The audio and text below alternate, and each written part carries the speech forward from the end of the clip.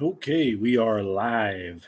Tractor Talk, kind of a combination, well, more of a late February Tractor Talk, even though it is March now.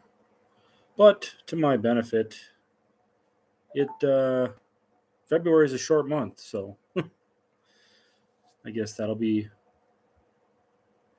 a couple days late, but not a dollar short, we'll say.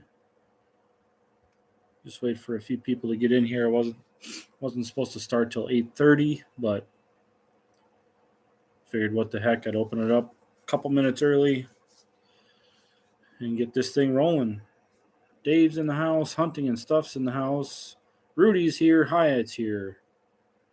Awesome. I wonder, Lee is in the house. How's everybody doing?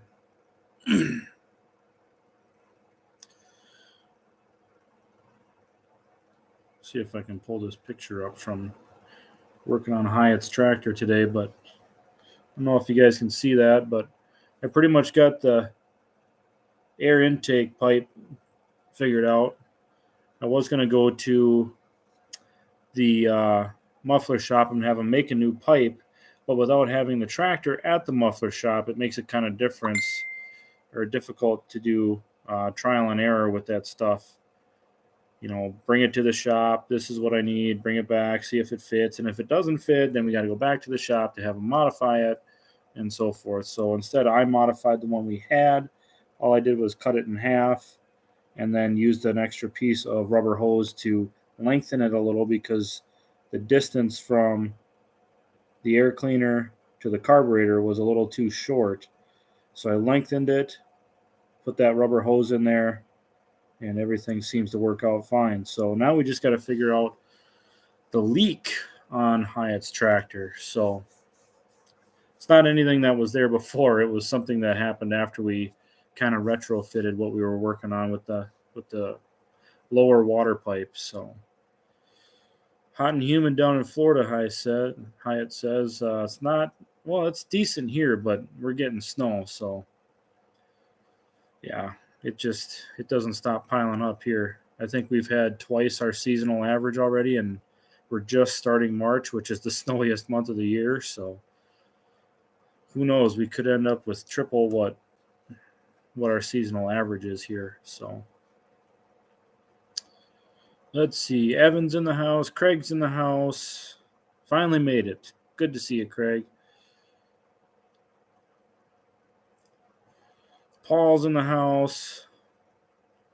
Yeah, Lee, we're at 70 inches. I'm probably at 75 now because we just got another 5 the last 24 hours. So we're at about 75 inches, I would bet here, and we could get another 36 inches just in this month. So you never know. It only takes one or two snowstorms, and there's your 36 inches. Paul's in the house. Brent is in the house. Keep the snow south. Yeah, well, I can't control that. So Lee says all he got in the city was an inch of slush. Yeah, we got 5 inches up here. Hunting and Stuff says we've had 3 feet of snow or so this winter. Haven't had much in PT.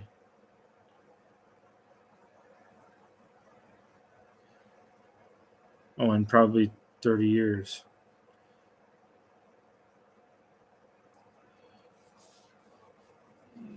JDD's at 80 inches. We are still 75 inches behind here in northwestern Wisconsin.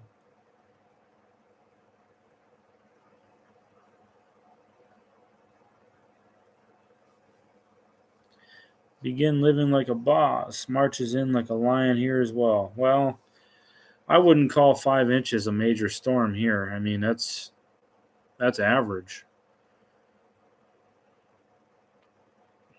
I wouldn't call that coming in like a lion. Coming in like a lion would be another foot of snow, but thank goodness for good neighbors. One did the plowing for me last few snowfalls. Yeah, that is awesome. I had One of my neighbors keeps clearing my driveway if they see my truck's not out there because I'm not, I'm working double shifts and everything. So they'll take their four-wheeler down to clear my driveway, which is nice. I appreciate it. What is snow? Only on mountaintops, beach, and 75 degrees. Yeah, not here. It's probably, well, I can tell you what the temperature is here. It is about 24 degrees. 24 degrees. Or at least it was 20 minutes ago.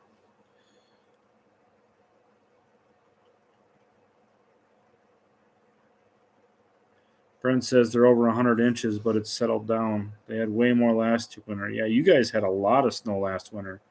There were areas up there that had over 6 feet of snow on the ground.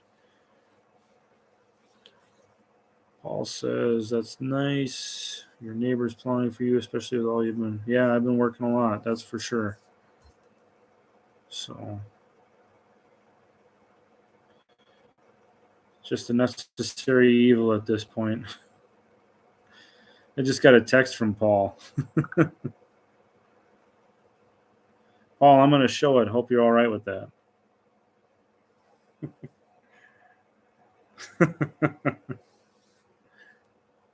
It's like a world within a world, looking at the photo on the screen and then the photo through the computer.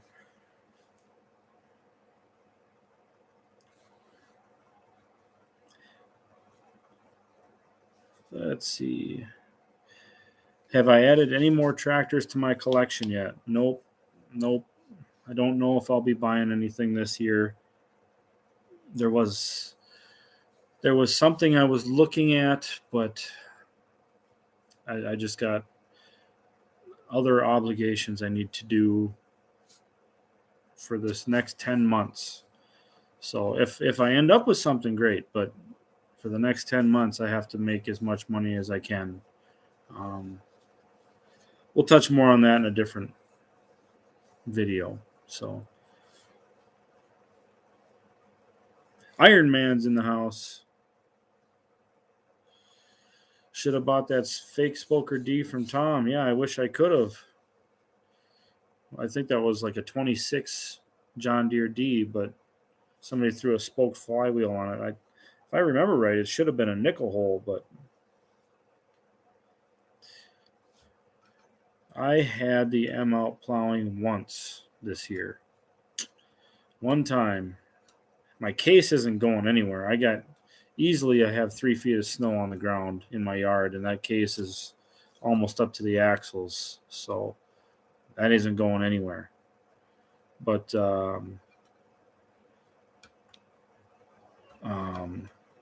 yeah, the M I've only had out once plowing, and it did fine. So still working through a little bit of moisture in the tank from last fall, but it's doing fine. Did Ray have her birthday party yet? Nope, that's later this month.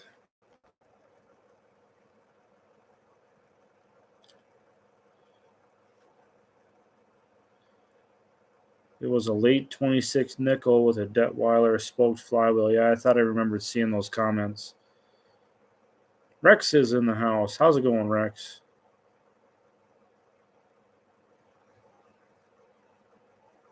Craig says I've sold 14 of my tractors since November, so I'm down to an even 14 now. Well, that's a good sized collection still. Just the essentials.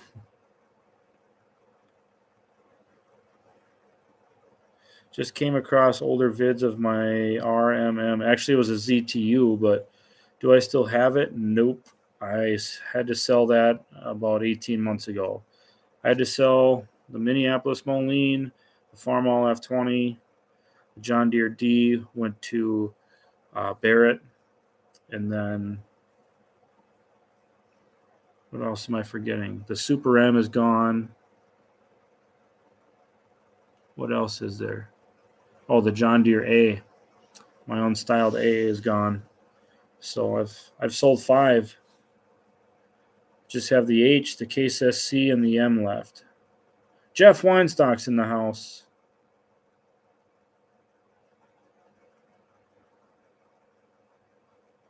Let's see. John Deere D said, I'm only at 19. I sold 2 last fall. I wouldn't know what to do with 19 tractors. Yes, this, right? Work on them.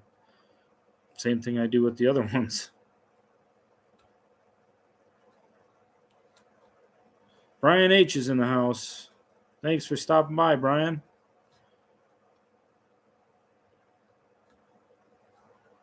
And the D is back in the shop. JDD must be Barrett.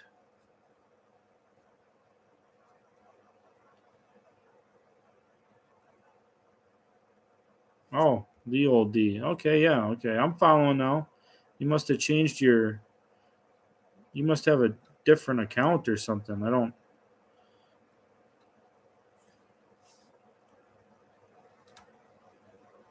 What's going on with the D now?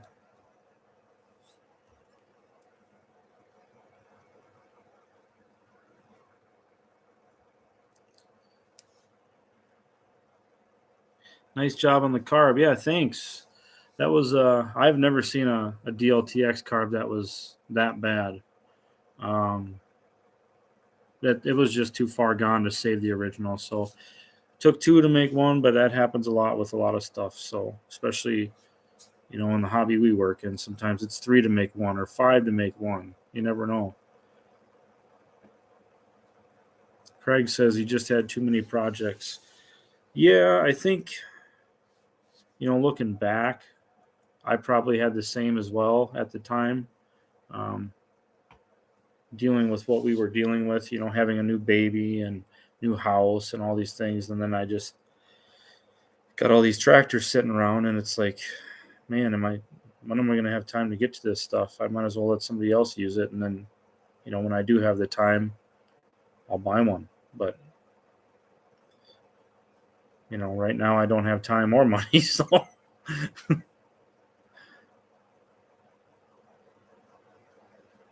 oh, we still have the Relics Case SC here in the back too. We're going to try and get that running before try and get that done before, well, hopefully before now then, just for people to putt around without it now then. So I don't know what all we have left on that. We got to do wiring for sure. We got to put a mag on it.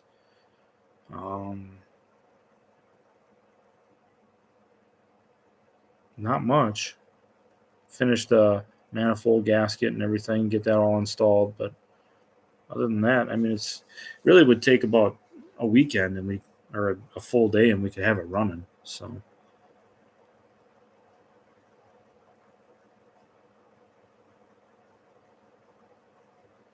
Brent says, I'm at the same 4. The wife laughs at me when I say I need another. It is a good deal. There's a lot of good deals out there right now. There's a lot of good deals.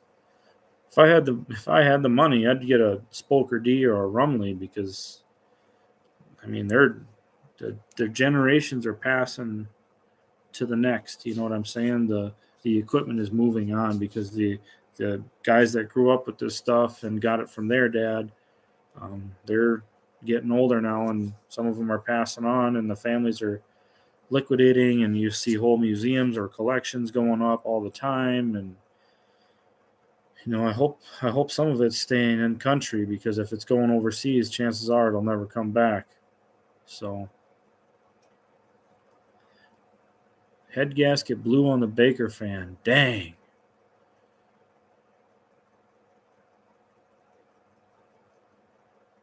Rex has got 9 tractors so far, amongst other projects. I just have one Case RC. I told Monica it would be my only one. It might as well be my dream tractor. Hey, absolutely. I'll take a Spoker D anytime, but it might sit until, well, we got to get Hyatt's tractor done. Then we got to get, I'd like to get the John Deere E engine that I've been working on with Rudy. I'd like to get that put together this year. It's kind of been sitting in limbo for a while. So I thought we'd have it together last year, but you know how time works, and there's always less time than there is want. So Yeah, Rex, I'd love to have a Rumley too. I think a Model H would be about perfect. Too bad you couldn't hang on to those tractors. Collecting tractors in recent years is getting expensive to acquire. Well, I think it depends on where you're at. Um, I've seen tractors go for really good prices lately, depending on what it is. Some of the really rare ones, like a Case 110, that's going to bring a lot of money, but there's a lot of tractors that are, not too badly priced around where I'm at. Hunting and Stuff said, I sold a bale wagon and it's going to end up in Mongolia. Yeah, it is what it is. John Deere D. I'm working at the 1630H right now in the shop. Got it torn down to the frame. Wish I could work on something like that. That'd be such a cool, fun project. I don't know anything about Rumleys, but I know they're oil cooled, but I don't know. I've never ever been into one. I've only driven one once. So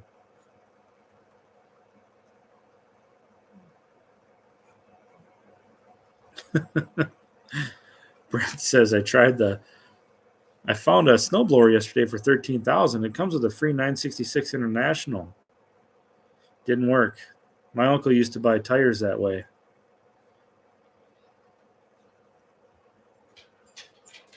Oh, I think I woke up my daughter. Hold on.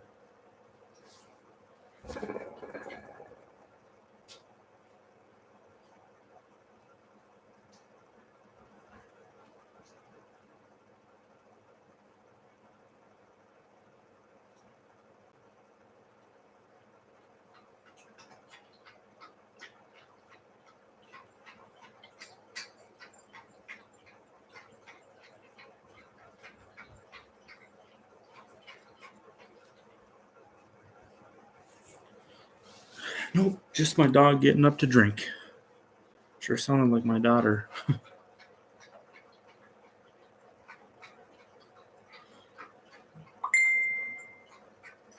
How many vintage tractors do I think are going to collectors overseas?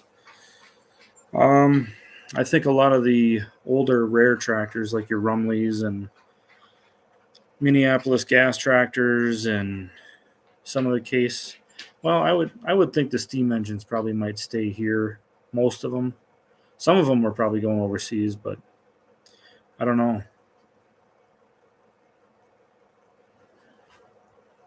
Really, really tough to say unless you watch the auctions closely. But I know people from overseas are buying it.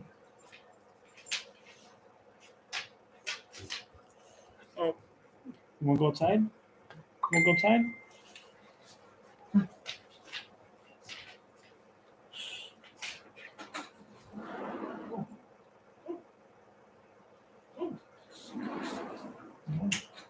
Okay.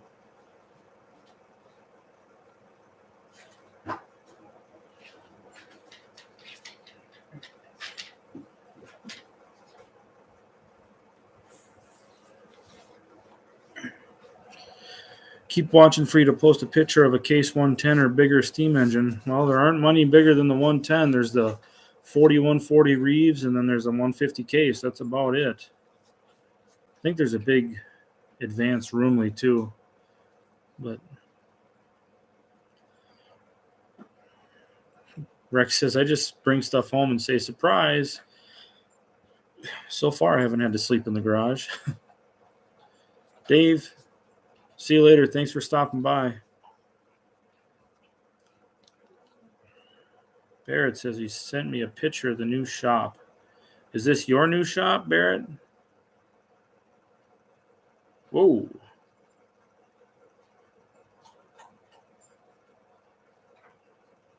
Man, that thing is tore down.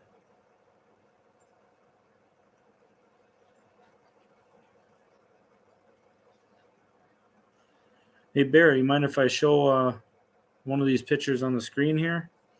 I'm going to ask because it's your shop. I don't want to.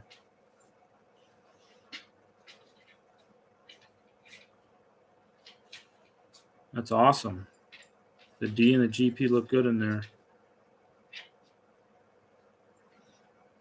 30 by 70 shop.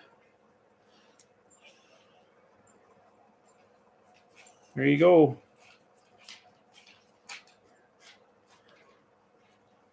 Barrett's got a project, that's for sure. It's too bad that head gasket blew on that D.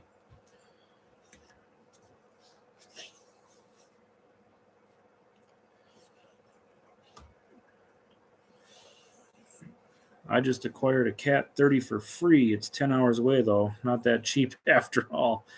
Yeah, I would think that's going to be an expensive road trip, but fuel wise, yeah, it's a very nice shop. I like the tin roof, and I also like. Didn't you have like OSB for siding on the inside? Yeah, I like that. Or is that just a wall separator? That must be the back side of the other shop, maybe? Is that what that is?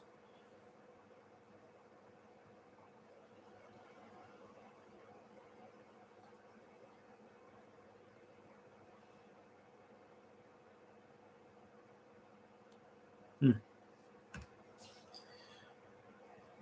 There's a couple of dealers around here that are buying a lot of old Massey's and sending them to Wales and Holland.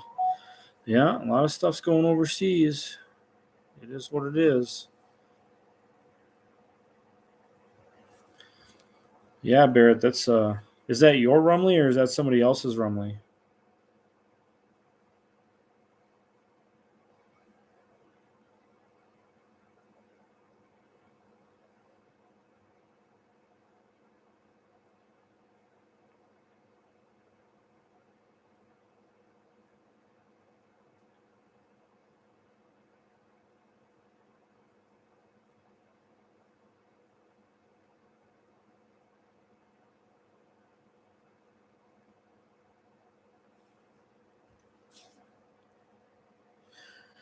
Okay, sorry. Had a message I had to respond to, but no, that's another 30 by 40 machine shed behind the shop. Gotcha.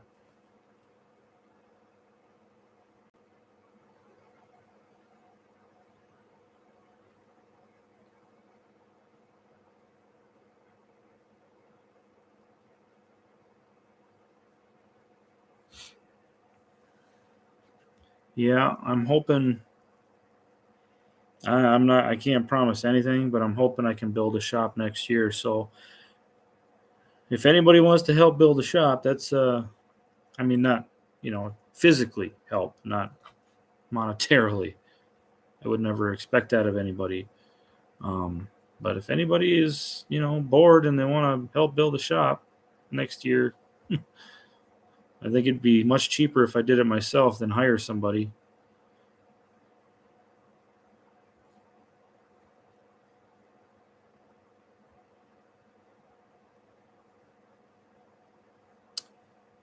Corsair Smitty says, I got two tractors, 41 John Deere A and a 63 Massey Ferguson 35 utility government edition. That's enough to keep me busy and broke. Yeah, no kidding. Hyatt says, I'm kind of torn about tractors going overseas, but then again, I'm sure they'll be appreciated there. But you're right, most likely they'll never come back to the States. Yeah, most of them won't because it costs a lot of money to ship overseas. So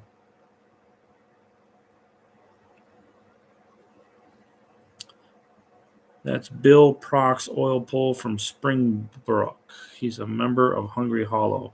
I'm gonna try and make it there this year. I put it on a reminder on my phone of when it is. So hopefully I can make it. It sounds like it's probably the weekend after Rolog's. Let's see, the weekend after Rolog's Steam School. That's Father's Day weekend. So I think Hungry Hollow is the weekend after. Paul says, Jer and I would help. Yeah, I appreciate all the help I could get. I don't know anything about building a shop as far as, well, I guess I'd have to have the concrete poured. I don't know. I guess I'd have to look at the benefits of a pole barn versus a stick built, but stick built would be more expensive on the front end, but on the back end, unless you spray foam a pole barn, you have to stud in the walls to insulate it. So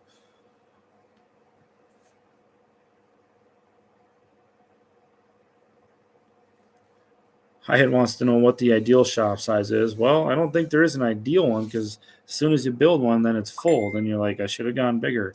The biggest I can put up is 30 by 60, but I don't want to go that big because I wouldn't have much yard left to drive around in as far as the tractors go.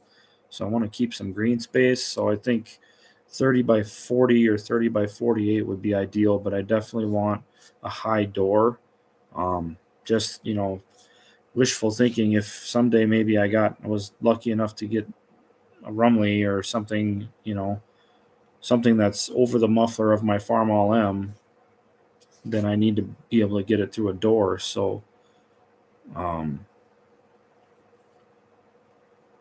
yeah, I'd want to go 30 by 40 or 30 by 48. Rudy says, still have a lot of roofing tin you can have. Well, I appreciate it, because I might need something for something. Shopcat Industries is in. Welcome. Paul says, if I'm healthy, I'll work on your shop. I think that could be said for all of us, man.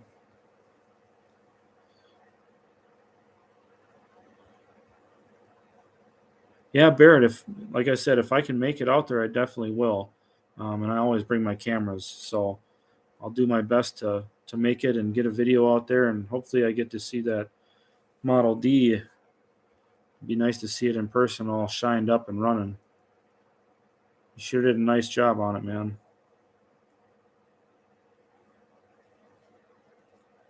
Way cheaper to build yourself. Neighbor was quoted close to $40,000 to have a shell built on his slab.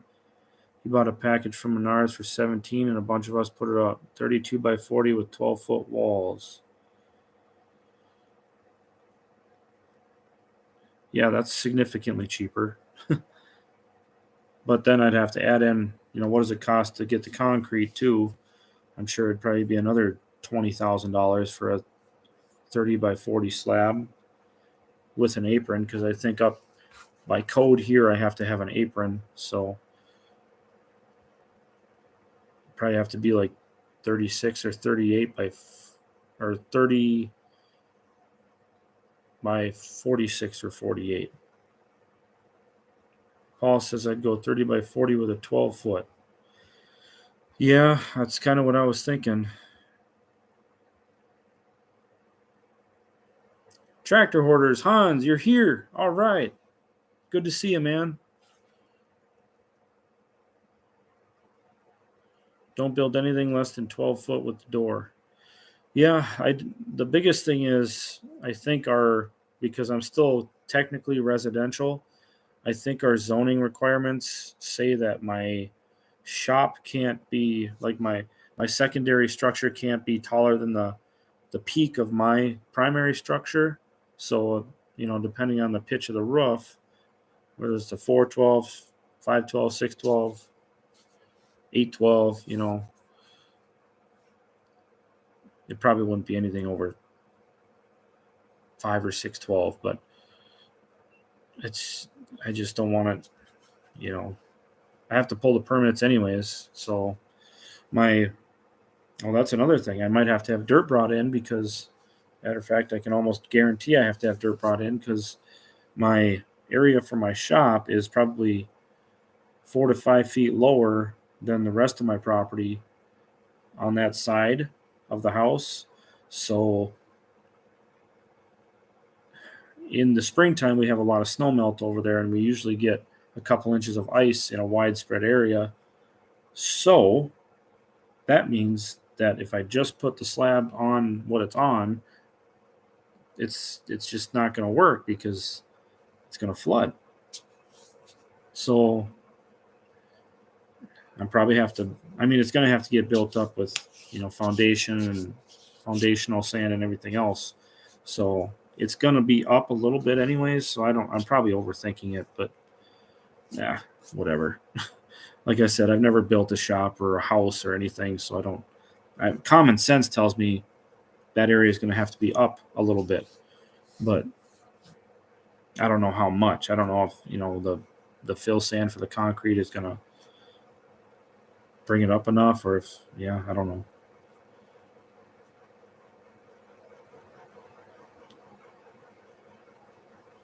That's why I built onto the shop, was for the oil pull restoration. Yeah, I can believe it. When I built my new shop a couple years ago, 48 by 72, I thought it would be plenty big for me, but I'm still running out of room. Oh yeah, I know with a 30 by 40, I'll be out of room right away. Just by the time I get, my tools. See, that's the other thing. I don't know if I can get electric to it right away. So do I keep my tools in the primary garage and just use the shop for cold storage until I can afford to get the utilities and the heat and everything else? I don't need heat right away, but I mean, it'd be nice. But you know what I'm saying? I got to start with something. Do I just put the shell up and then keep all my tools over there? It's probably what I would do. But at least then I can park my vehicle inside.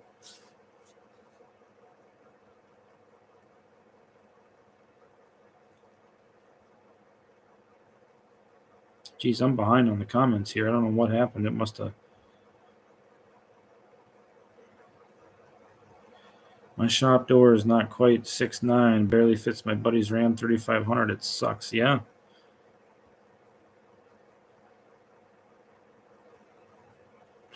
All you need is a building for tools, work on projects outside. Sky's the limit.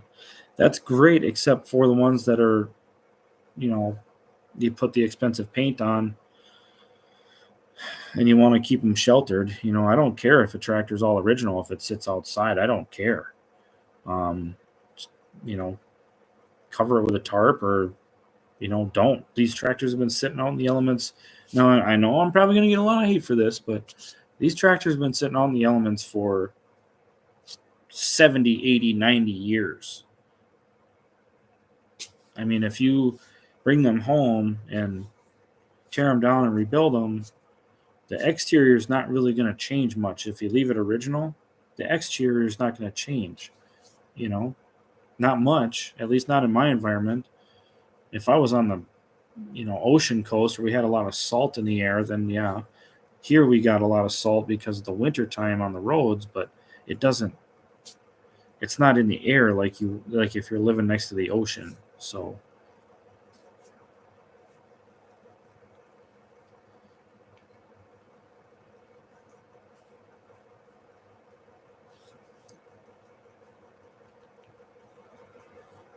$150 a yard for concrete. Slab was $5 to $6 grand if I remember right. This was all pre-Rona.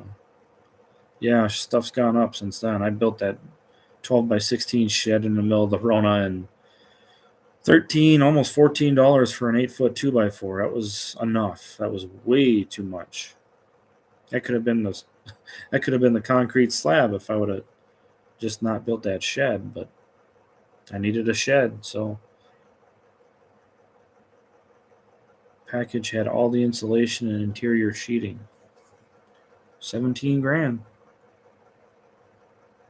My son is building his shop. I almost had a stroke when I heard what he paid for a 40 by 40 slab, 6-inch thick, with underlaying foam insulation. I bet it wasn't cheap.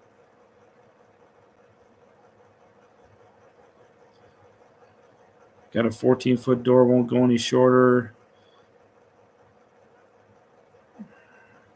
It'll be a 700-mile road trip, but I'll come and help at least a weekend.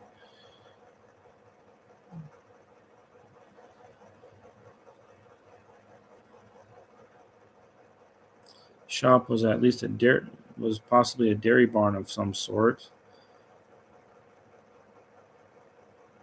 Speaking of that, if you look at some of the old county plot maps from this area, the area around my swamp is labeled as a cattle trail. So they must have done cattle runs around this swamp to avoid them getting stuck and lost out there. Don't stress, you'll get there. You and Rudy did a great job on the mag for the 44 slant dash A. Appreciate it. Anytime, bud. Anytime. Glad it's working for you.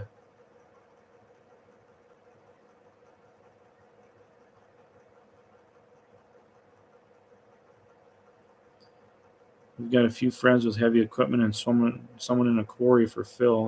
That's true. Having heat is so important. Yeah, I know. Domino's here. I'm just getting caught up on that.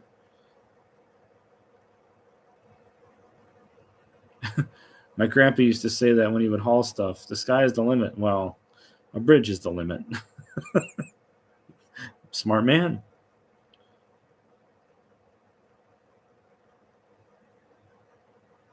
I have 11 tractors outside with snow over the hoods. Half were inside with where the new shop was. Yeah. Craig, take off. Thanks for stopping by. Sorry, I probably missed you leaving already, but am I planning on going to Pioneer Power this spring? Are you talking the swap meet? LeSueur, Pioneer Power? I'm going to try. It all depends on what my days off look like. And if it's really crappy weather, I'm not going to go with my daughter because that's just too much for her. And, she's just about to turn 4. So if it's pouring rain and mixing with sleet and snow, that's no fun for a 4-year-old. So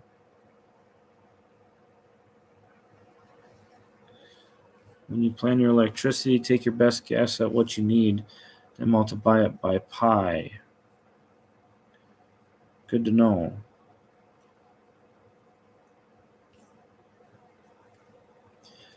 In 1997, I poured 32 yards, 2,500. 14 yards this year, which is less than half, will be 5,250. Less than half for twice the price. Over twice the price. How do you tell if your mag is weak? Usually the color of the spark is a good indicator, or if it's intermittent. You want to have a nice bluish white or purple hot spark. If you've got, an orange spark, or, I've even seen them turn like a deep red, something's going on. You need to either look at your points, condenser, could be a weak coil, could be bad plug wires or plugs. There's also, if the magnets in the mag are weak, it can produce weak spark too. So, just a few things to look at. But when we came to the farm, the shop door was a normal 8-foot garage door. But that got replaced with a 16-foot door. Yeah, that's a difference.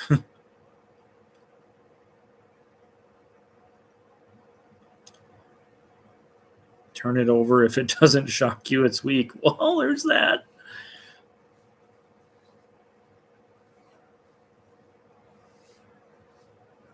I'm off. Take care. All right, hunting and stuff. Thanks for stopping by, man.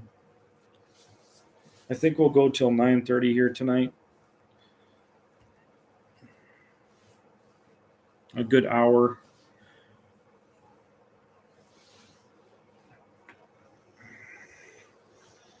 Getting kind of stiff here. Maybe I should adjust positions. Make life easier on myself.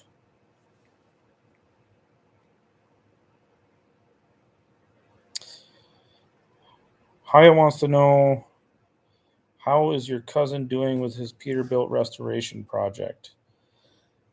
Haven't heard much on it. The latest one I uploaded for him, edited and uploaded on his channel, which is Shiftin' Willie. If you haven't checked that out, any of the progress on his Peterbilt, I think there's 6 or 7 episodes up on there, and the last episode was him rolling a new roof skin for it. So, the frame I know is done, painted on the ground. The cab is mostly all reskinned, new doors, roof skin, rear wall. I think he got the cab primed, but I'm not sure on anything else.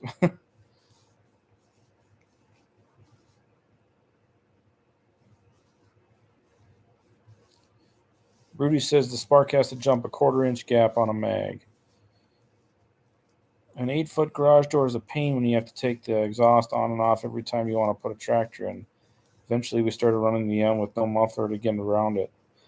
Yeah, a 7-foot garage is no fun either because you got to really duck and watch when you're backing in because you can get your head caught between the steering wheel and the opening of the door, which happened to me when I was a kid, and I was lucky enough to step on the brakes, or on the clutch, but I've got scars in the back of my head from it because the little angle piece pedal, the step pedal that bolts to the bottom of the door, the garage door, that's what got caught in the back of my head on the door, and it was starting to pull the door down, and then my head was also stuck between the steering wheel. So if I would have kept going, there's a good chance I would have been a popped grape, if you know what I'm saying. But yeah, I still got scars back here from it.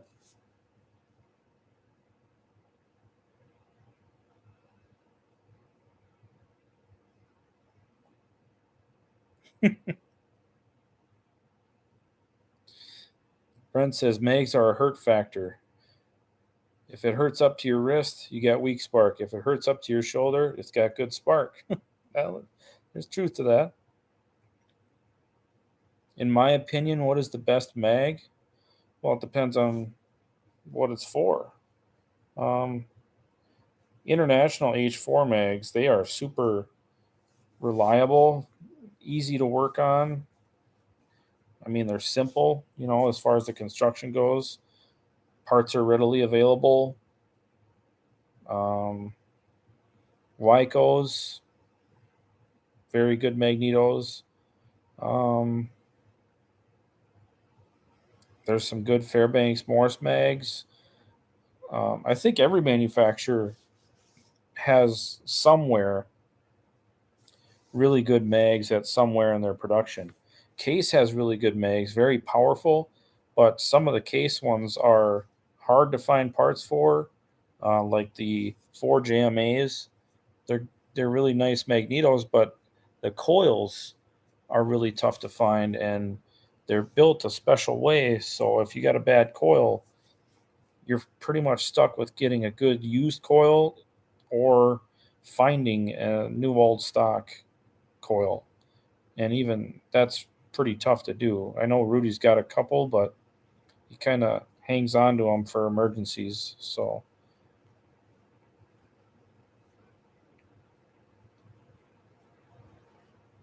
rather use good used coils when you know there aren't any new ones around. You know what I'm saying? If you can use a used one before a new one, that means you have longevity in replacement parts, if you know what I'm saying.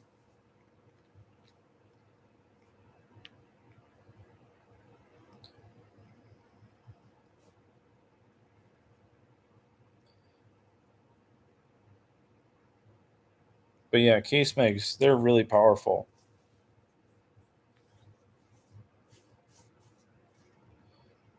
The most we ever put through that door was a 756. Had to take the exhaust off, put it in neutral, and push it. Had about an inch of clearance. Yeah, I know guys that have had to. I think there was a friend of mine. No, the guy we used to have a Farm All C, and the guy we bought that Farm All C from had a 400, and he used to take the air out of the tires, up as well as taking the muffler and stuff off to get it in the garage because the steering wheel was just that much difference. Where if you let some of the air out of the tires, it would allow the steering wheel to clear the door opening.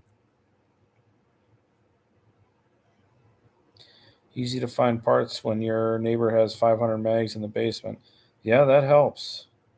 I mean, Rudy is pretty well connected in the Magneto community and what's available and what's not. And, there's always people that have stuff, hordes of stuff that nobody knows about. Or is a kind of a, I don't want to say a secret, but, select few people know. I'm not saying that your neighbor is that way, but um, there's places like that around. There all of a sudden you go and this farm gets auctioned off, and there's a big property auction, and here's a pallet full of case magneto coils, just new in the box. Sometimes that stuff's out there, but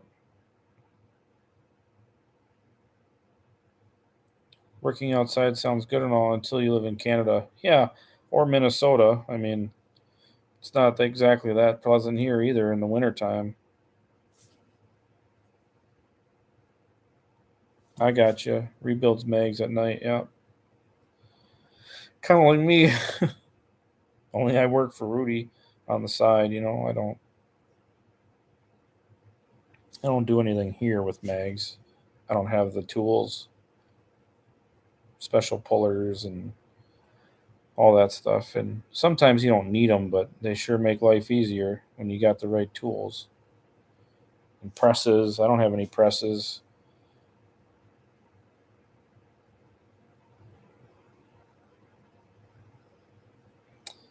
Hyatt says, if I can make it to Rolog this year, I want to stop at Beaver's Tractor Salvage. Are they somewhat close? Yeah, they're pretty close. So they're within an hour of each other. So I don't even think they're that far apart. 45 minutes or so.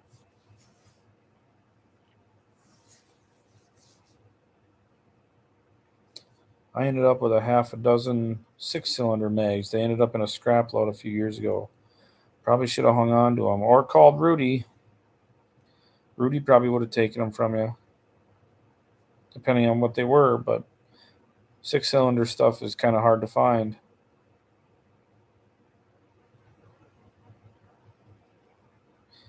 Has found something interesting. You could buy a Case 400 that runs on distillate in the late 50s. That's interesting. I thought tractor fuel would have been pretty much done by then. Tractor fuel, distillate.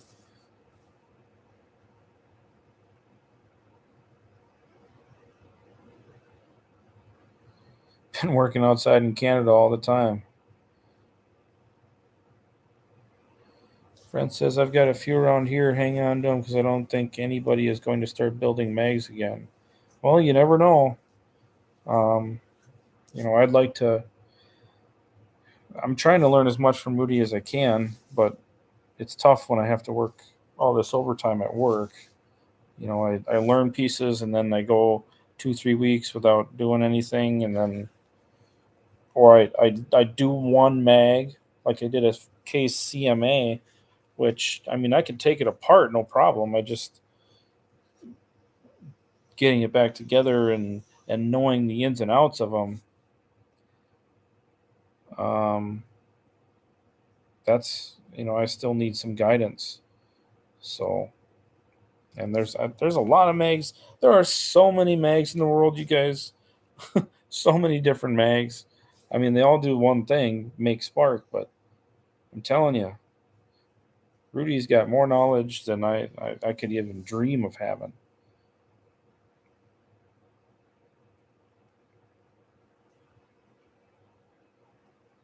He buys stuff on auctions all the time, but he has also been collecting tractors for 50 years and rebuilding mags at least that long. He's a case collector and has a few hundred tractors. Holy buckets.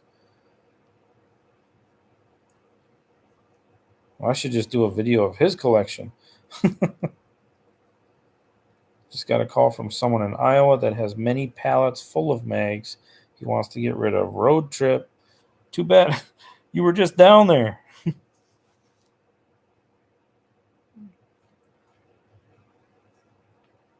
Had I known them, I would have given them to him. That's how it goes. Yeah, that's sometimes how it goes. Rudy, if I lived closer, I'd join you on that road trip. Yeah, I was trying to go on this road trip that Rudy just went on to deliver some mags down to Iowa, but time overtime last week really kicked my butt. I did 4 doubles in a row and overnights into days, and oh man, 10 p.m. to 3 p.m. the next day. That's tough. That's a tough shift. I still don't feel normal.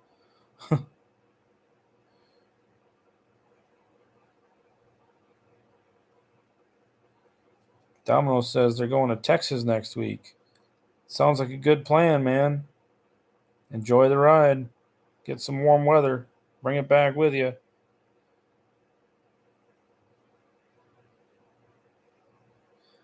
Logan says, I'm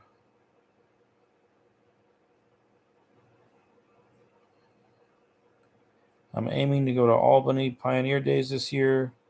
Was going to go to the Orange Spectacular, then a car shop rescheduled to the same weekend, and I want to go to the car show more. Oh, okay, gotcha. I've been to the Orange Spectacular once. I've never owned an Alice. I can appreciate, I can appreciate any brand, any show, but for me to be going to the Orange Spectacular every year, since I've never owned an Alice, I don't own an Alice now. I really don't. It doesn't draw my, you know what I'm saying? I need different stuff.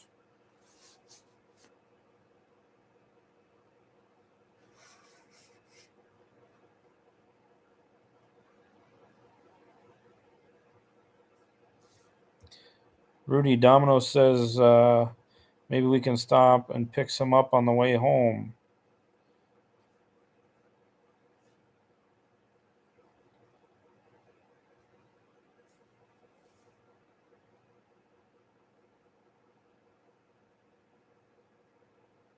Look at the split door 347 I picked up on eBay for $36.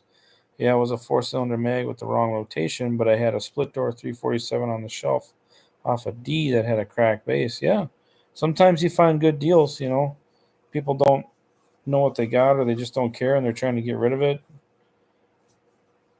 Sometimes you find good deals if you've got enough parts and pieces to make one. You can get by pretty cheaply. Yeah, you will love Albany, Logan. Albany is a great show.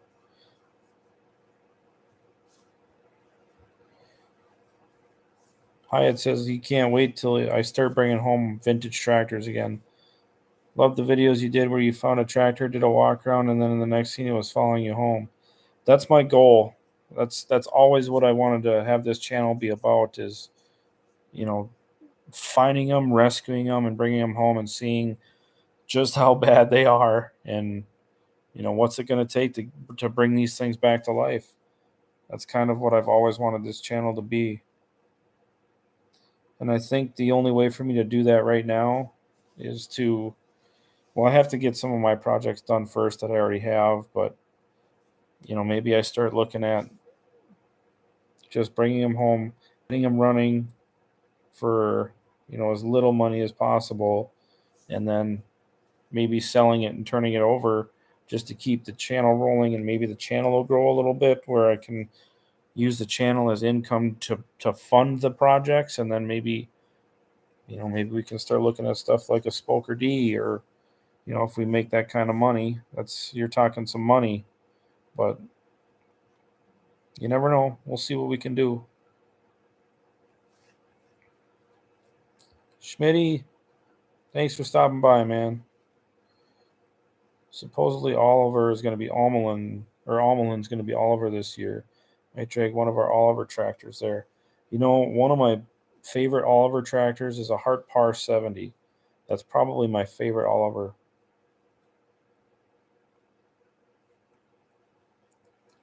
Domino's going to bed. Take care, Domino. Talk to me before you go on your trip, man. I bleed red now, but I love me some orange paint. My dad's first tractor after horses was an Alice. Hey, I love all brands. I think Alice WDs are a very, very pretty tractor when they're all painted up that nice Persian orange.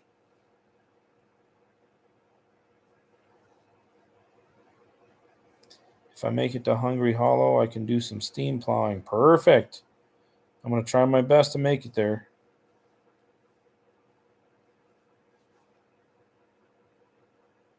I could never win the lottery because I'd walk around shows with money and ask people if they want to sell their equipment. Yeah, I know. You wouldn't have any money left. I mean, I think the most expensive tractor to date that's been sold is like a Case. I want to say it's like a 3060. 3060 or because I don't think there's any 4080s left. So I think it was a 3060, the opposed twin. I think it was like almost 1.5 million that tractor sold for, 1.2 or 1.5 million.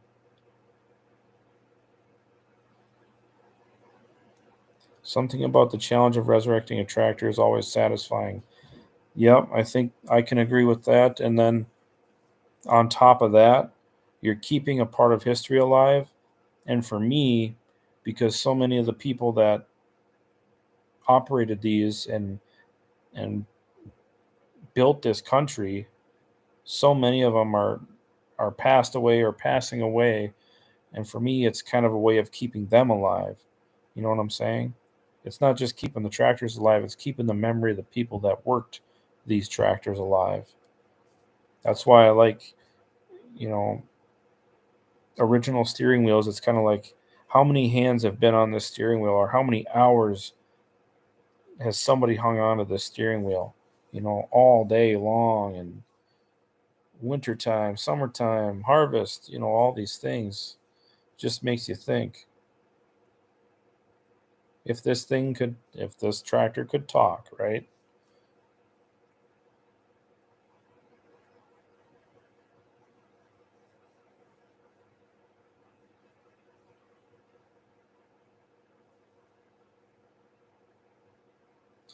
Rudy, a few years ago, this fellow had a whole 3/4 ton Dodge full of mags and Farmall F20 carbs. I bought all his carbs. Met him in Cedar Rapids. Did you see Josh Topper's YouTube video from plowing last year?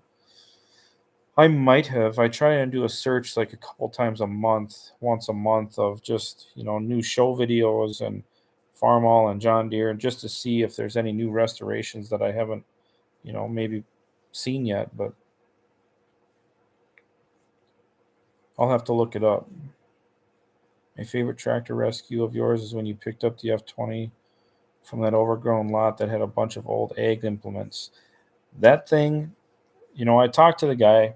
I don't know if I talked about it on camera or not, but I talked to the kid that he bought that property, and that property was an old machine ag equipment service shop, just a little corner service shop for decades. And that F20, to the best of his knowledge, from the guy that he bought the property from, had been sitting behind that building since the 1950s. So that tractor was sitting for almost 60 years, roughly. And then I just pulled it out of there, and we happened to get it running. And now it's out in Colorado as a tractor pull tractor. It's original still. It looks exactly as it did when I sold it, as far as I know. But it went from sitting 60 years to me getting it running, and I didn't put new rings in it. I had that parts tractor that I used pieces and stuff out of to get that tractor to run. And, it's got a bunch of new gaskets and some odds and ends. Carburetor magneto has all been freshly redone, but the cylinder head, I didn't take that in to get it machined or anything. It just, the valve guides seemed pretty good, and I lapped the valves, and it seemed to work out pretty good. And it's still going. So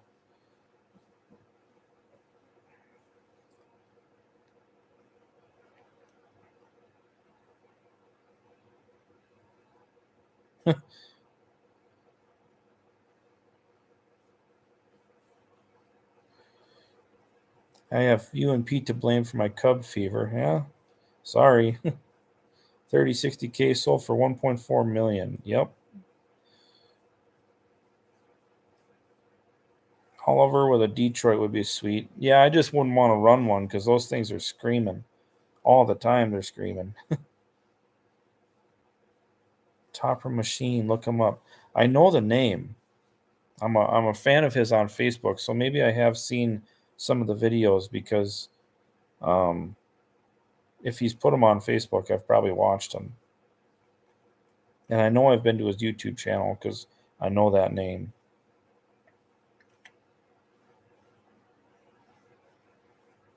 My son has been working on his Oliver 1750 all winter long on his new concrete slab. He's so proud of it. I wish he could bring it to Almland. Yeah, that's a big one. 1750 is a good tractor from what I know. I don't know much about the new gen stuff, and to me that's new gen. So I agree on all of your points on saving these tractors. I like knowing the story behind them and who the previous owners were and what they did with them. Yeah, and I'm going to give you guys the full story on my Case SC.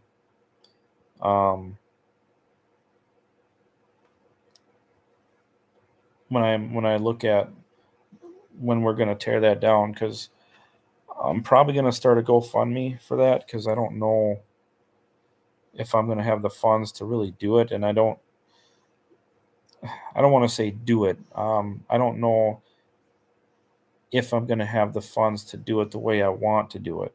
I really want to save that engine block because it's a matching numbers block, and I'd really love to send it down to Midwest Machine or Midwest Cylinder Head, where Squatch sends all of his stuff, all of his cast to be fixed.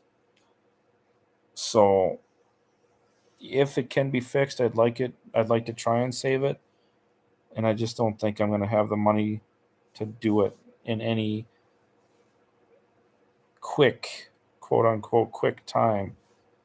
So it'd be a way for people to contribute to the channel as far as, making videos and a Case SC full teardown. Nobody's done it on YouTube. So I think it'd be really great to put out there. And I thought about opening up the membership side of the channel, but I don't have consistency right now. I need to be consistent in my uploads, and I can't give you guys that right now. I wish I could, but I have to dedicate time to making money, and right now YouTube isn't making money for me anyway. I'm lucky if I get $100 in a month from YouTube, 150 maybe, but it's usually 100 or 125. So unfortunately, it has to take a back seat until I can get the financial freedom that I need to have to turn the dial up, if you will. Rudy's taking off. We'll see you, Rudy. Hopefully, we can get a couple mags together tomorrow night for you. So,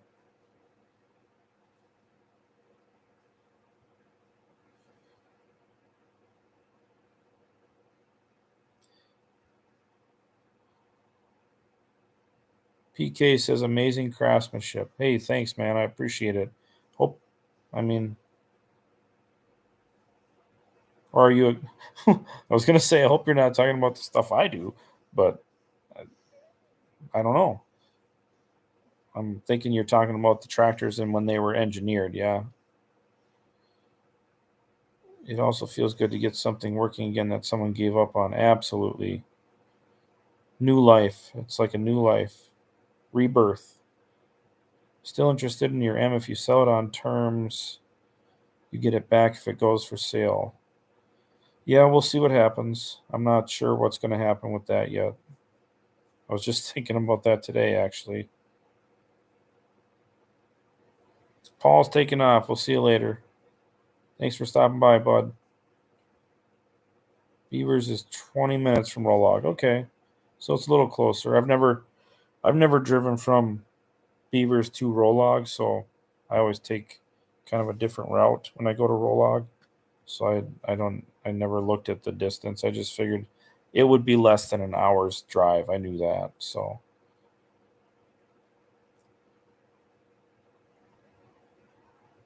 every piece of equipment, even little ones, have a story to tell. Absolutely. I would be glad to contribute to the SC restoration, and I agree about saving the engine block. Yeah, that's the thing. I don't know if it would be if it's repairable. But there's only one way to know, and that's to send it to the people that would know if they can save it. Barrett says, time to head back to the shop. He's rebuilding his 8N Ford engine right now. All right, Barrett, thanks for stopping by. And if I don't talk to you, I hope I can get to Hungry Hollow. Brian says I better run and get some shut-eye. If I don't get my beauty sleep, ugly things happen. All right. Thanks for stopping by, Brian.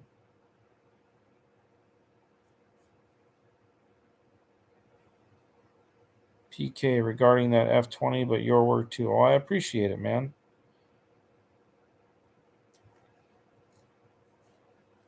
The only thing that makes me leery now, granted, there's tons and tons of F20s and 30s that are still out there running, but the fact that they don't have a middle main bearing, I always thought that was kind of crazy, that whole middle of the crankshaft is just kind of unsupported, Just seems like a lot of mass, rotating mass, spinning around that, and there's nothing supporting that middle section. But Begin Living Like a Boss is taking off. We'll see you later. Thanks for stopping by, man. I think we'll let this go another 10 minutes. I kind of rambled on quite a bit, but hopefully I answer a lot of questions that people asked. But yeah, I'd like to see this channel become, I don't know if you guys watch Vice Grip Garage, but there's a lot of channels like that out there that, will it run type stuff. And it seems like those types of videos get, a viral amount of views. And I'm not looking to, be famous or anything. I don't care about that stuff. I love doing this. I love going out into the woods or into a fence row and dragging a tractor home that hasn't been seen or touched for who knows how long, decades, and just seeing what we find. I love tearing them down and just getting them running and keeping them memories of people that built them, drove them, worked on them, keeping all that alive. So it's part of our history.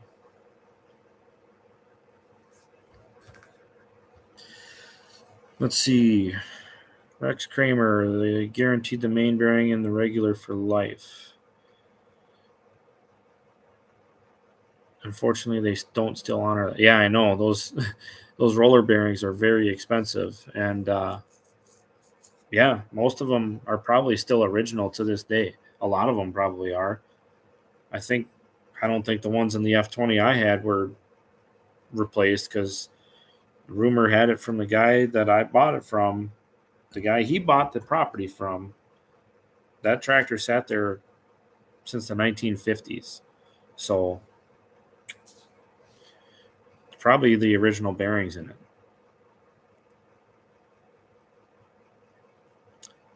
Mark says getting an F20 for free needs carbon mag. Where's the best place to find them? Well, if you need a mag, I definitely call Rudy because we can get you a mag. Rudy at rebuiltmags.com. Check out his website, call the phone number, and we can get you a good mag. A carburetor we might have. We'd have to see what kind of good cores we have laying around and then rebuild one for you. But if we've got a carburetor, we can get that done for you too. So Hans says, or Hyatt says, I also think about your grandpa's M sitting in that guy's yard. Wish he would respond to you and offer the track to you since it is family and he's not doing anything with it. Yeah, I can't tell you anything about it other than last I heard it was just sitting there. So it'd be nice to have it home, but can't control that. So 1950 International C says, do you know if a Farmall H with extra wide axles is rare? Well, I know the super late H's had a little bit longer axles in them because they were transitioning to the Super H, but they weren't, I don't think they were much longer. They do have like an extra long axle, and I think those are somewhat rare. I've only seen a few sets, so they're probably more common areas that had a lot of vegetable crops where they did a lot of, I don't know, a lot of cultivating maybe. I don't know.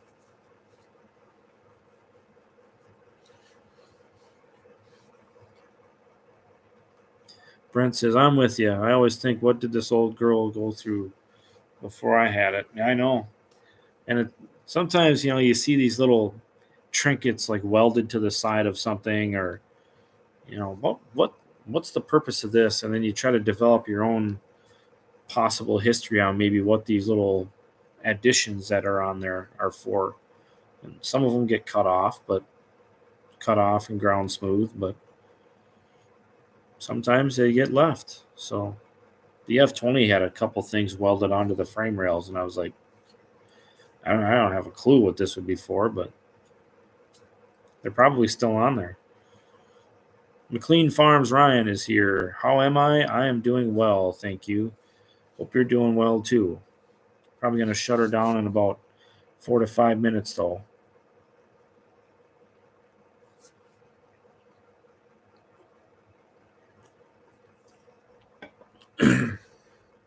But yeah, I'd love to take this channel and turn it into a rescue and preserve type channel.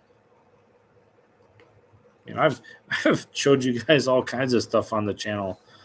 Some of my vacations and building a shed and clearing land and all kinds of stuff. So we don't just do tractor stuff here. I want to bring you guys content that involves using the tractors too. I don't have a farm or any land I can plow really, but at least we can do stuff with them, pull trees and have fun with my daughter. And that's, hopefully I can get her into it, and maybe her and I start making videos together someday. You never know. I'd love to do something like that. And I really would love the idea of her and I going on rescue missions together. I think that would be super fun. And I think she would really enjoy that. And looking back in her life, someday when I'm gone, she can think about all those times. We went on these road trips and hung out and ate ice cream for breakfast and, things like that, things that you should do with your kids. It's not just about the tractors. It's about the time together. That's the main thing.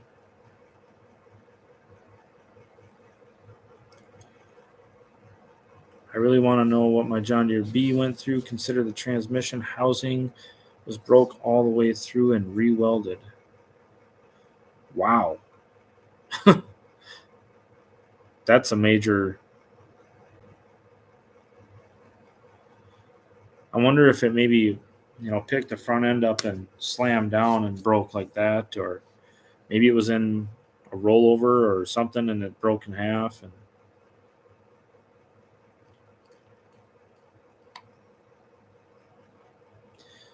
we have some strong guys here. One night after working on your shop, we could all dress in black and go over to that property and rescue your grandpa's M. Yeah, it's only about 3 hours away. Of course, you probably won't video it and post it on your channel. Oh, that's good idea.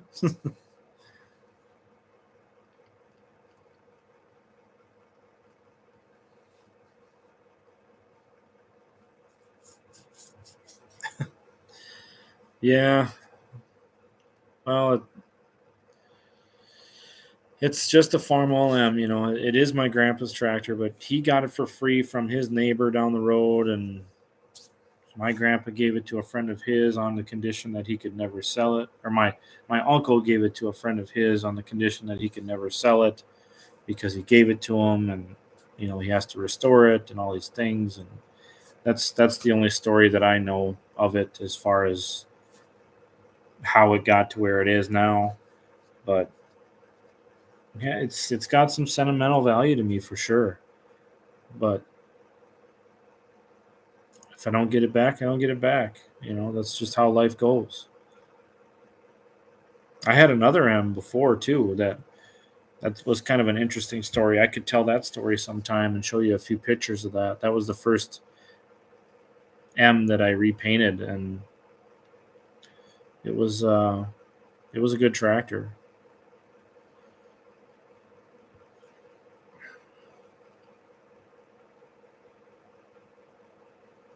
It wasn't a rollover tractor, but we think it might have been a bad casting because the tractor was mostly set the same way from the factory minus the repaint, but very little wear and tear on it. No, it could have been a casting flaw. I'm old. Hell, I don't want to get beat up over an M. Yeah. Yeah, it's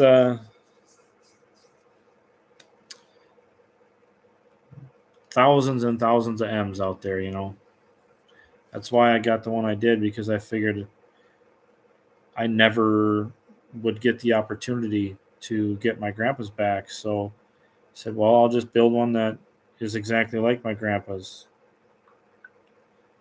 So that's what I did. The only difference between my grandpa's and mine is my grandpa's was a 1940. This is a 1947. My grandpa's had a distributor on it. This has got a mag on it. And mine has 3 sets of wheel weights. My grandpa's only had 1.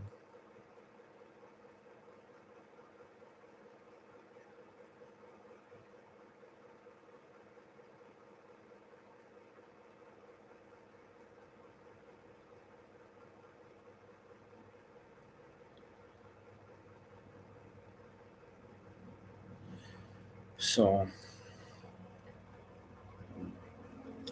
sent the serial number out, but of course the dealer is no more, so that about stopped the search. Yeah, it happens. Hyatt says, after this tractor talk, I'm going to rewatch one of your tractor rescue videos. Those videos always put a smile on my face. I think one of my favorite videos that I've got from the rescues is probably when Domino and I pull start the F20 for the first time. That was a really great moment, I think, because I've known Domino since I was 6 years old. We were in the first grade together, and the friendships never stopped.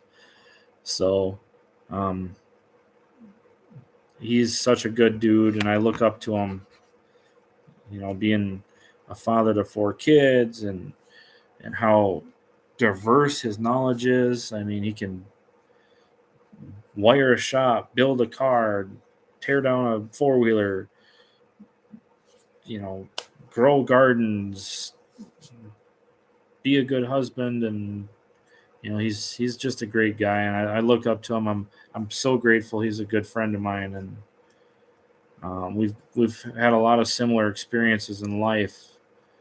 A lot of goofy experiences for sure together, dangerous ones, but yeah, he's definitely my best friend, lifelong friend. I can't say enough good things about him. Too bad he went to bed, because now he probably won't see this part.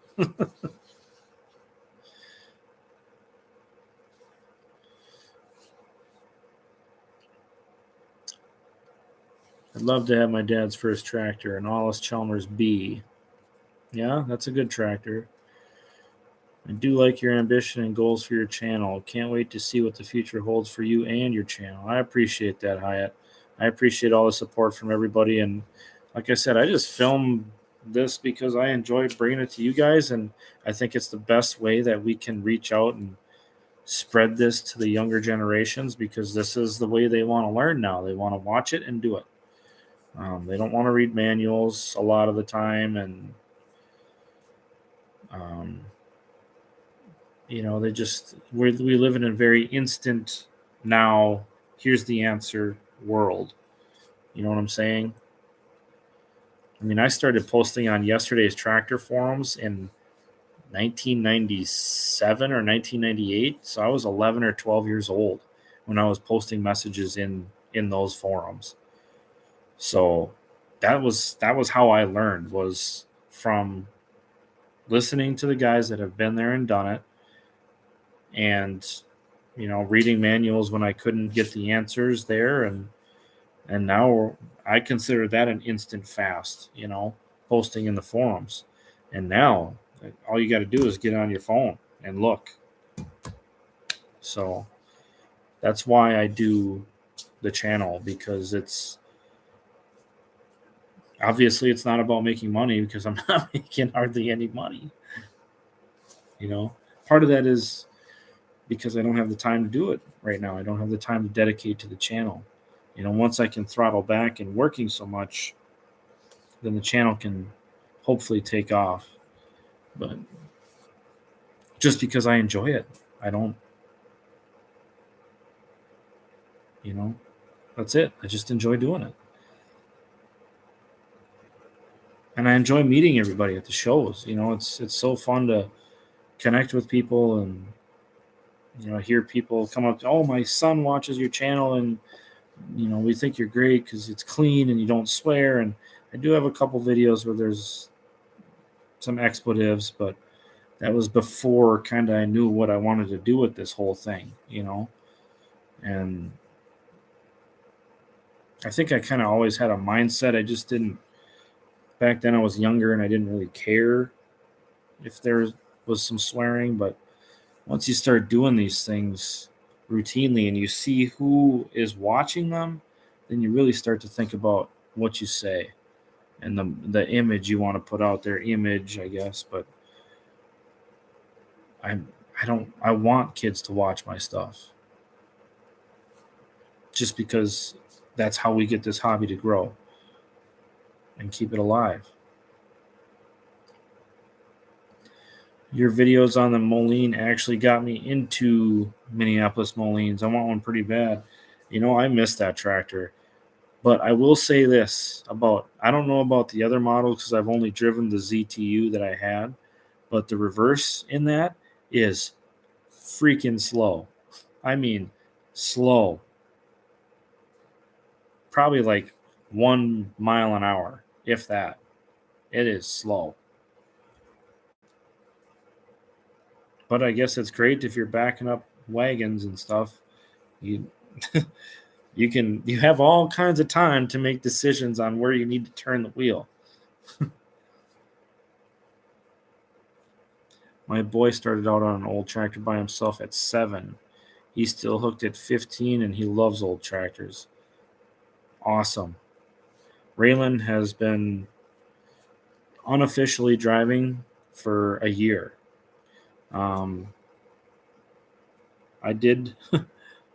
She was just under the age of 3, and I had the case in first gear just at an idle, and I jumped off just for a couple seconds to take a quick video of her just slowly creeping along, and she was just hanging onto the wheel. She knows not to let go.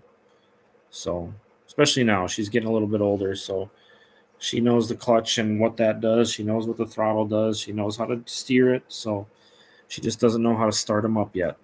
So, and I think we can wait on that for a while because I don't need her running through the side of the house or dropping down into the septic.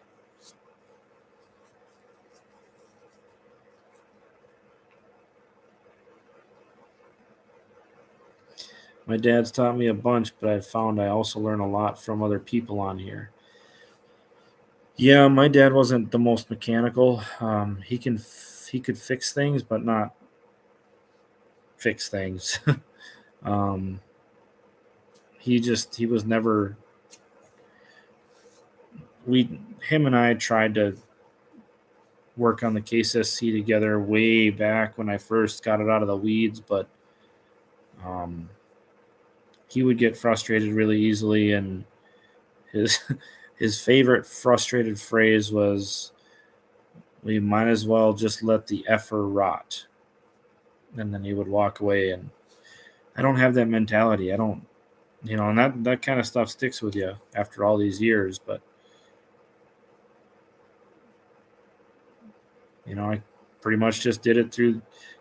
My parents supported the hobby. They thought it was fine, but they helped me in a lot of ways get the Case SC running because I was only 12 when I started working on that thing, 11 or 12 years old.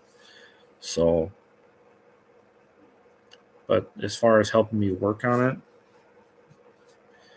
not very much. Here and there, but not very much. pretty much taught myself and whatever I would read on forums and in the manuals. So self-taught. I don't claim to be self-taught just based on what I've read about, you know. And obviously Squatch's channel has changed my way of thinking a lot, and I really thank him for that, because his stuff is phenomenal. I mean, you can't find a better channel than that, I don't think. But I don't know. I just learn as I go, and seems to be working for me. I don't have any real special tools, or I'm not a great welder. I used to be back in high school when I was doing it a lot, but now I can weld, but it ain't great. I couldn't, I don't even know how to set up a machine, a wire feed. I don't know amps or volts. I don't know. I mean, wire speed I can dial in. I can guesstimate, but I couldn't tell you that, 1/4 inch plate needs this setting. I have no idea. So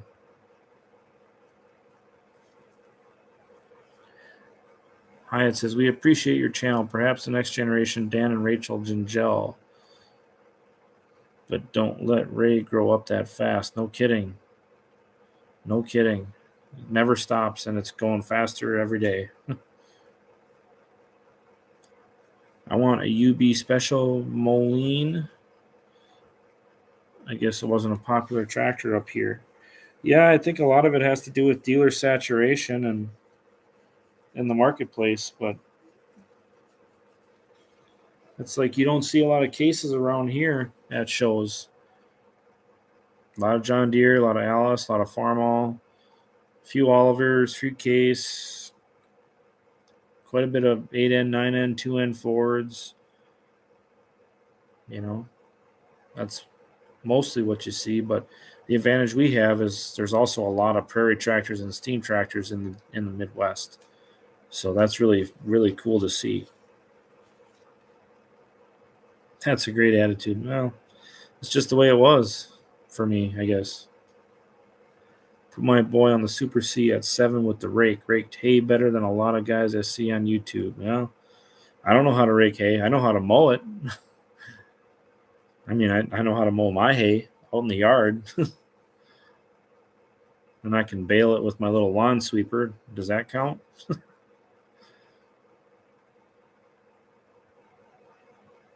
Yeah, it's a fun addiction. Almost enough tractors to be on an episode of Classic Tractor Fever. Yeah, I know. On one of Machinery Pete's recent tweets, he said if he starts another business, he would be a tractor CSI, help people find long lost family tractors. So there must be a demand. Oh, I'm sure there is. I'm sure there is. People want to find their family heirloom tractors. Mm-hmm.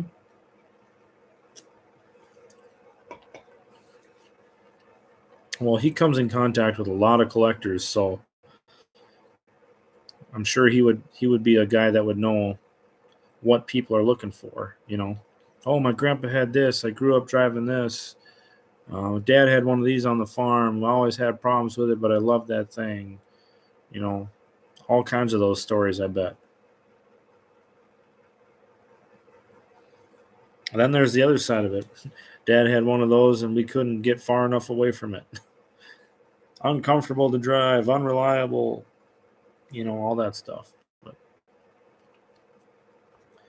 geez, I've already passed 14 minutes past the 10-minute extension I gave it. So 10 o'clock, we're shutting it down, period. No ifs, ands, or buts.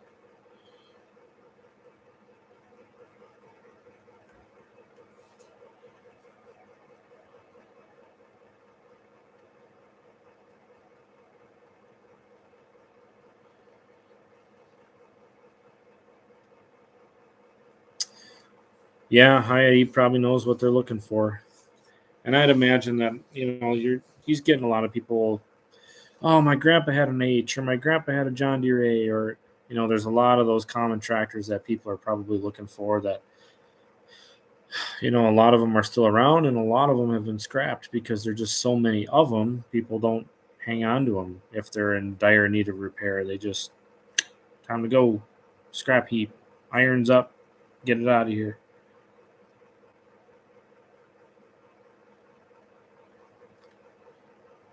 Facebook has a page just for long lost cars. Start one for tractors. That's not a bad idea. Could call it the Find My Tractor Facebook group. Find my family's tractor. It's not a bad idea.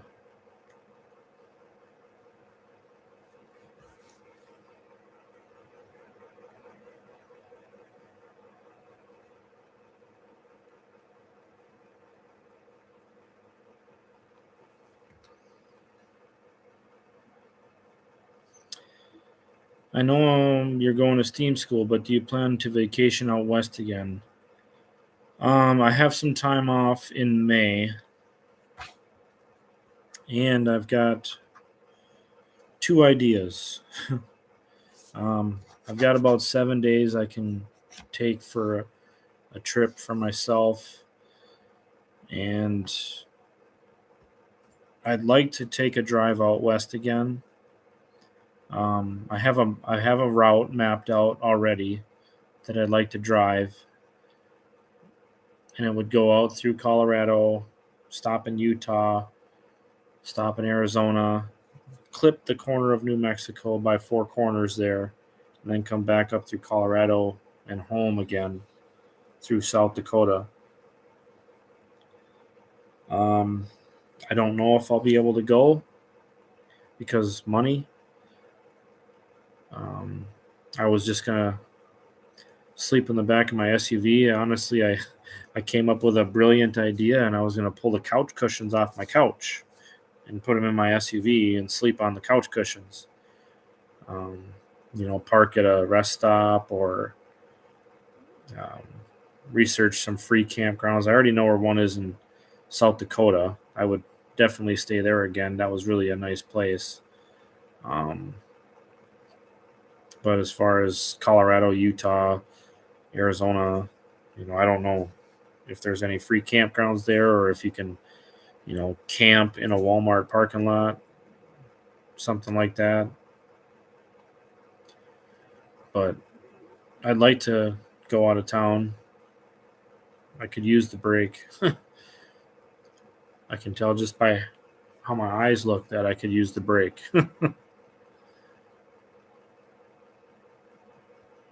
But 2 minutes and we're going to shut her down. So Broken Wrench is in the house just in time to see us sign out. But Brent says, I never looked for my dad's Allis Chalmers because I don't have a serial number. That can make a big difference. For sure. But I'm going to start saying my goodbyes here. Got about, less than a minute now. So really appreciate everybody stopping by. And Broken Wrench, I'm sorry that you just got here and I'm already signing out, but we're at an hour and a half, a little over. And I was only going to make this an hour. So appreciate you guys stopping by, and sure is good to see you and hear from you and get the encouragement to, take this channel into Hollywood, if you will. But yeah, it's always good to talk to you guys, and I hope that everybody's doing well and surviving the winter, and hopefully nobody's in that mess in Ohio. Terrible. But everybody, take care. Have a good night. Hans has me covered on a Colorado bed, so hopefully there's a start. And go from South Dakota to Colorado and then figure the rest of it out. But anyways, you guys take care, and I appreciate everything. So hang in there. There's videos coming, I promise. We'll see you guys later. How do I hang up this call? See you later, guys.